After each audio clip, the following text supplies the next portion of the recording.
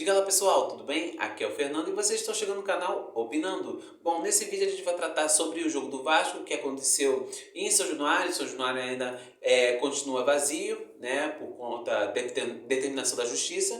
E mais uma vez o Vasco foi derrotado.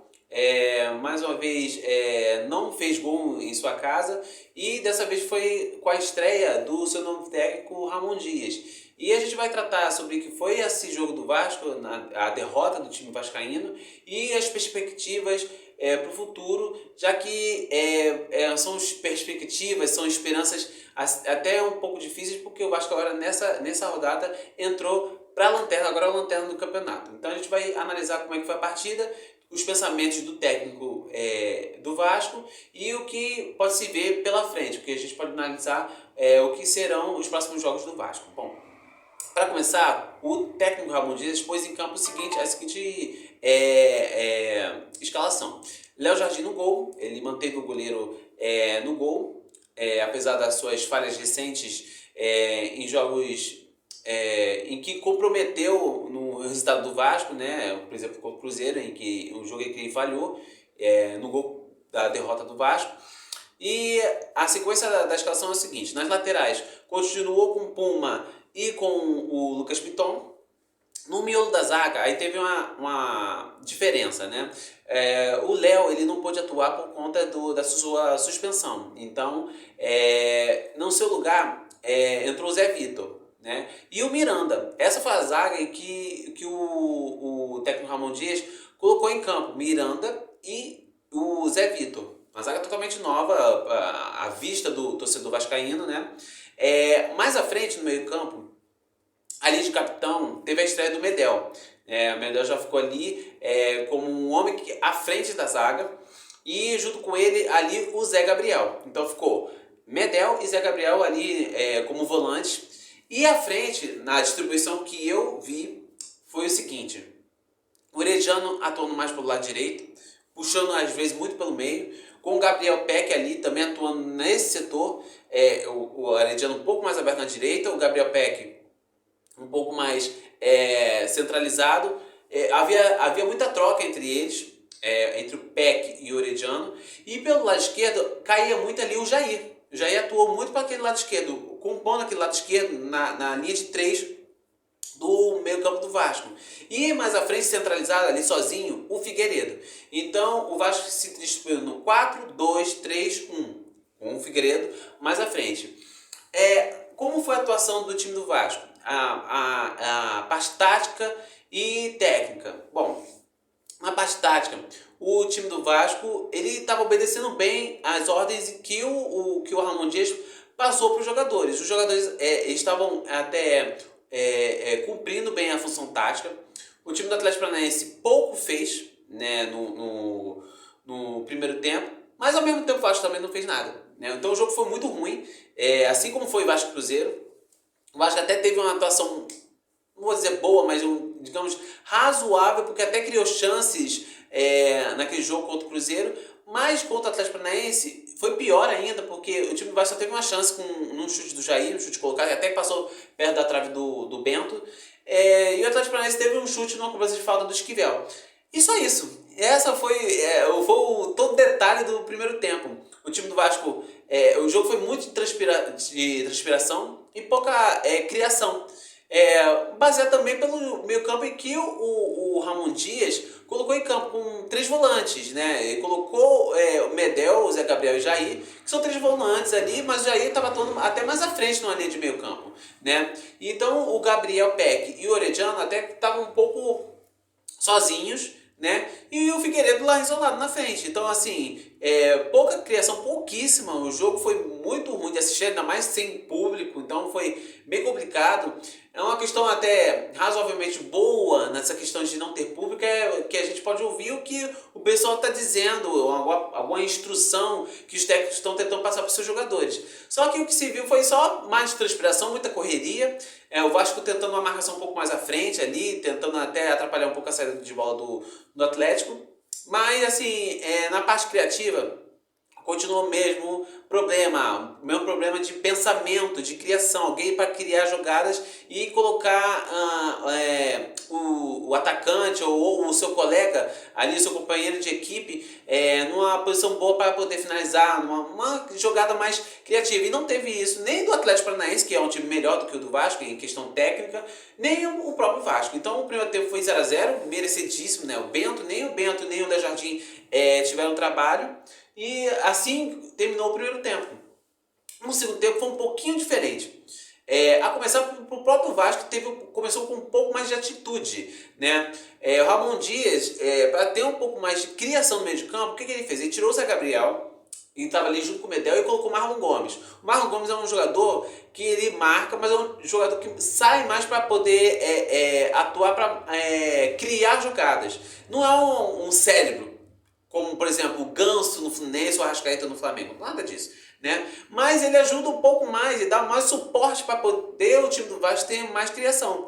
E até fez certo efeito, não pela entrada do Marlon Gomes, mas pelo volume que o Vasco estava conseguindo encontrar, impor no time do Atlético Paranaense. Em alguns momentos, o time do Atlético Paranaense não estava conseguindo sair. Mas o Vasco não é que começou a criar várias oportunidades, não. O Vasco avançou sua marcação mais ainda, né? Ele empurrou, ele foi mais para frente, o time do Atlético ficou um pouco mais recuado nessa distribuição do segundo tempo. Mais chances mesmo, o Vasco não chegou a criar. A chance mais clara, para dizer que não criou uma chance tão clara assim, foi num cruzamento do Peck, que jogou pelo lado esquerdo nesse lance, né?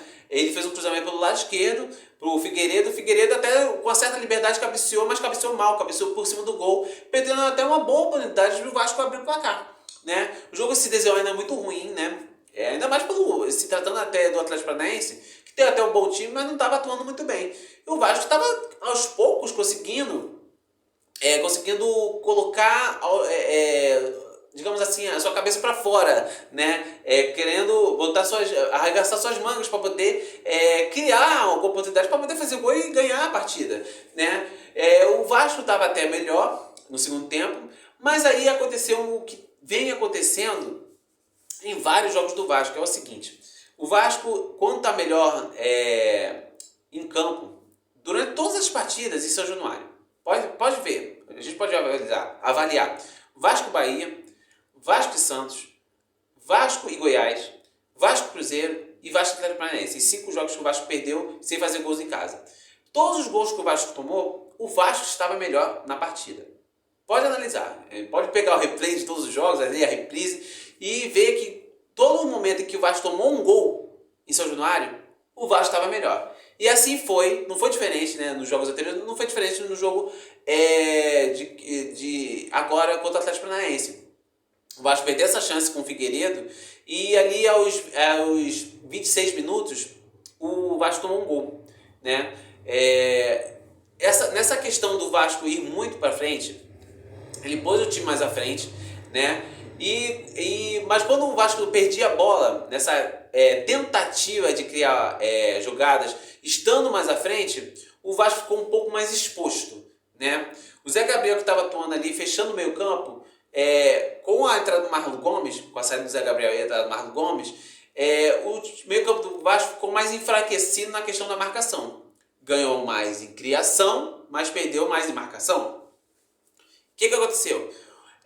O Atlético Paranaense tem um jogador muito criativo, além de marcar muito e é muito experiente, que é o Fernandinho. O Fernandinho, nessa questão, ficou mais solto no meio de campo. Então, quando o Atlético Paranaense conseguia recuperar a bola que o Vasco perdia, era muito perigo para o Vasco.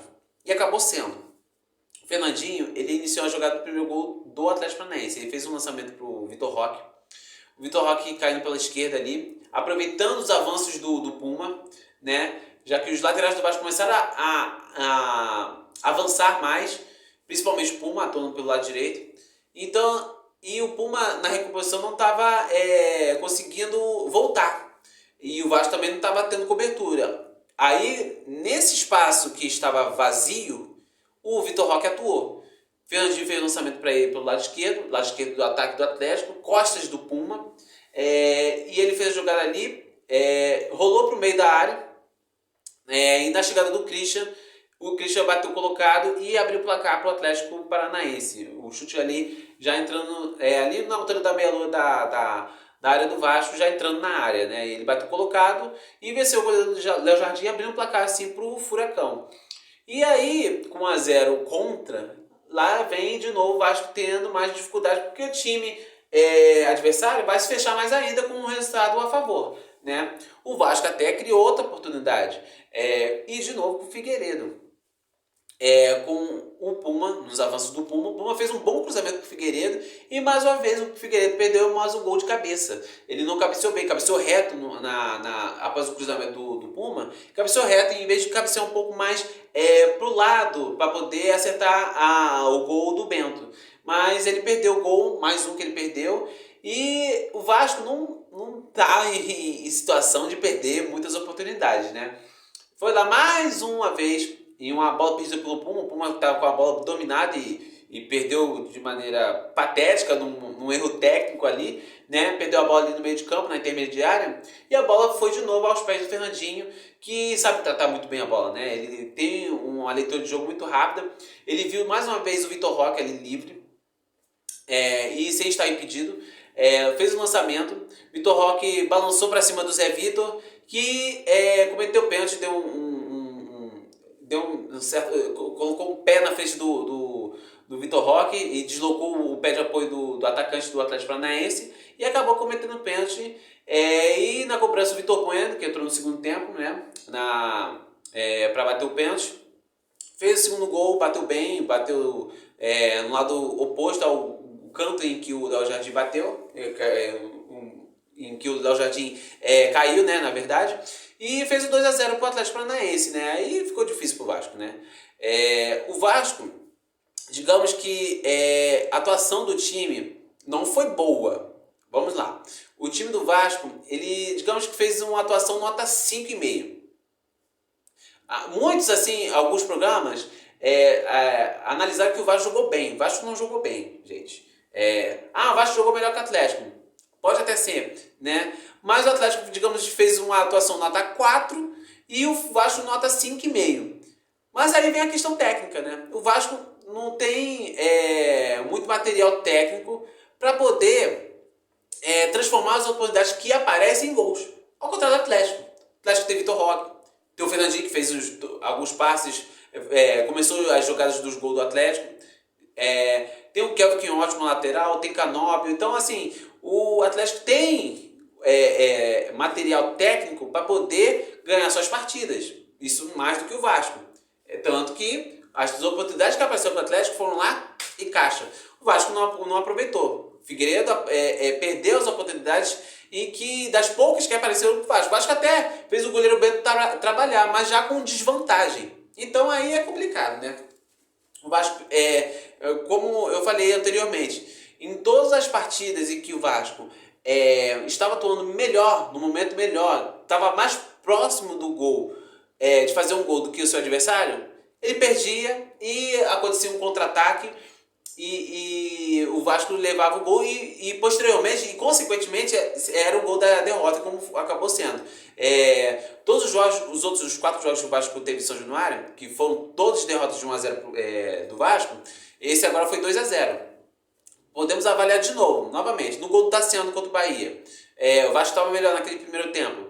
Foi lá no fim do primeiro tempo, Tassiano fez o gol do Bahia e decretou a vitória do Bahia. 1-0 para o Bahia, lá em São Januário ainda com torcida. Vasco e Santos, a mesma coisa. O Vasco começou melhor que o Santos, David Washington foi lá, fez o gol do Clube Santista. Contra o Goiás, Vasco em cima do Goiás, né? De maneira até atabalhoada, mas estava melhor que o Goiás, estava mais perto de fazer o gol do que o Goiás. Foi lá o Morelli de fora da área, riscou um chute, Léo Jardim aceitou o gol do Goiás e foi o jogo de toda a confusão em que o Vasco foi penalizado. E o jogo contra o Cruzeiro, mais uma vez, o Vasco estava um pouquinho melhor do que o Cruzeiro, naquele jogo bem ruim, né? E aí o Felipe Machado cobrou falta, falha do Léo Jardim, gol do Cruzeiro, fim de papo, foi Vasco 0, Cruzeiro 1.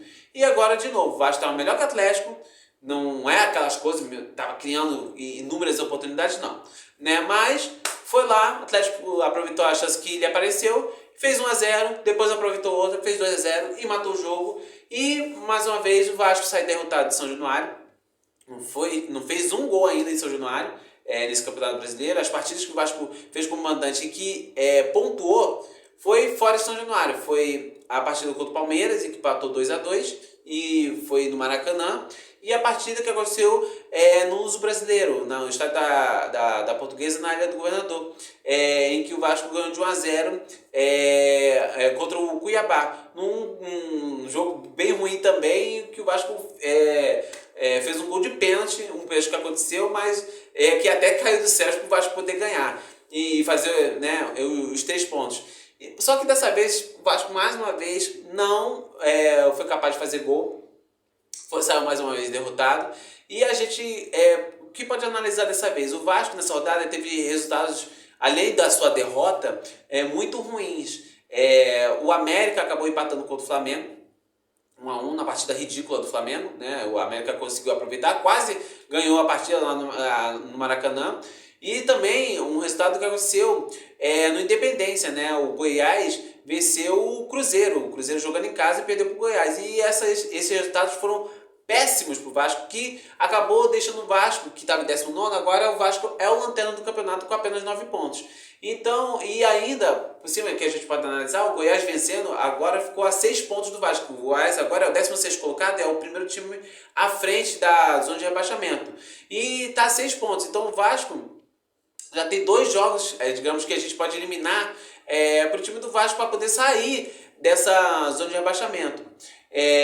E agora, o que podemos analisar do time do Vasco? Que a gente já falei que ele não jogou bem, precisa urgentemente de reforços assim, que sejam cirúrgicos, que possa acrescentar muito ao time. O Vasco não tem poder de fogo, até em alguns momentos consegue se defender bem, mas quando vai atacar, poder criar oportunidades, se desorganiza na hora que leva com algum contra-ataque, tanto que perde jogos por conta disso, né? Principalmente São Januário, né? E cria oportunidades, só que não as faz. Então aí fica complicado para o time. Agora o Vasco precisa de mais reforços, justamente para ter mais poder de fogo e poder matar essas oportunidades que aparecem, né? Fazer os gols.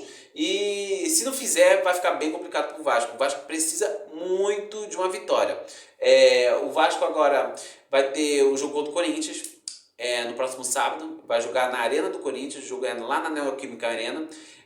Precisa pontuar, né? Será que fora de casa o Vasco se dá melhor? Porque em casa não está conseguindo, né? Então, essa é a análise que eu posso fazer da partida do Vasco do Atlético Paranaense. Vasco 0, Atlético Paranaense 2. E o que vocês acharam? Acharam o jogo ruim? O jogo foi bem ruim, né? Vamos combinar? O time do Vasco, se falar que evoluiu, pode ter evoluído na questão de uma marcação mais à frente, mas aí o time se desorganiza e, enfim, o Ramon Dias vai ter muito trabalho, precisa de reforço para poder tirar o Vasco dessa lanterna, desse buraco da zona de rebaixamento. Bom, essa foi a minha análise de Vasco 0, Atlético Paranaense 2, o que vocês acharam? Bom, deixe seu like para ajudar o canal. Comenta, compartilha e se inscreve no canal Opinando, que eu vou fazer vários vídeos de futebol, vários vídeos de novela, como eu fiz anteriormente. Quarta-feira vai ter jogo do Flamengo, o primeiro jogo da semifinal da Copa do Brasil, Grêmio e Flamengo, e na quinta-feira eu vou estar postando vídeo. E é isso aí, gente. Se inscreva no canal e ative o sininho para que vocês possam receber notificações de vídeos novos que vão aparecer aqui no canal, tá ok? Gente, mais uma vez, muito obrigado, um beijo e tchau!